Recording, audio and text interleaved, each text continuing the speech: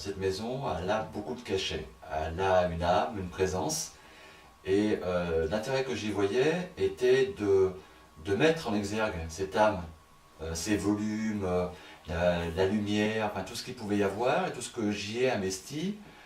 Et je me suis dit, des fois, avec un œil neuf, avec un peu de déco, la maison peut être mise en valeur.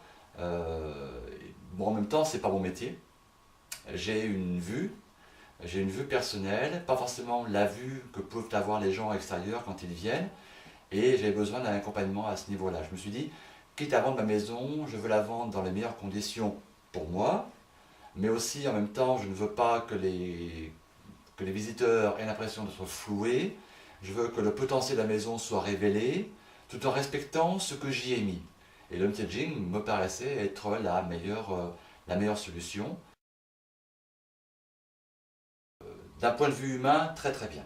Très très bien, j'ai senti l'écoute, la compréhension instinctive de la maison, de mon bien et de ma personnalité.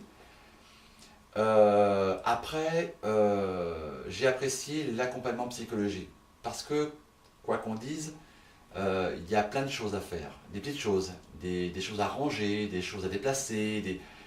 Finalement, on a l'impression de l'ingérence dans sa maison. C'est assez violent quelque part. Des choses qu'on ne voit pas forcément parce qu'on y vit dans le quotidien. Et on a un effet miroir. Et ça, sur le coup, ça peut être surprenant, voire dérangeant.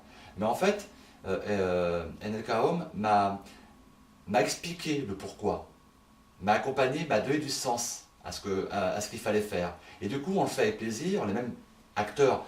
En fait, ce qui a été bien, c'est que j'ai été acteur de homestaging. J'ai pas attendu que tout se fasse. J'ai participé concrètement.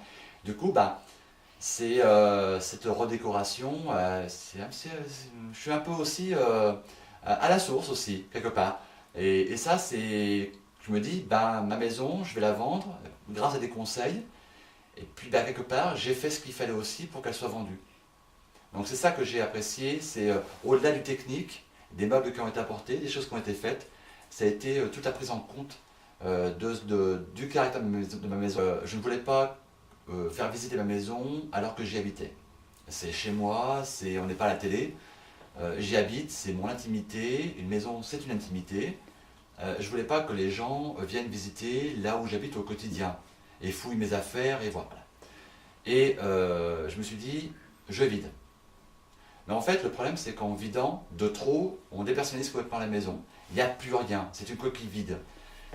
Donc, pour toute personne qui voudrait faire du homestaging, et d'ailleurs, moi peut-être plus tard, c'est avant de débarrasser, c'est de faire venir le homestager, et après on voit ce qu'on garde, ce qu'on déplace, comment on arrange.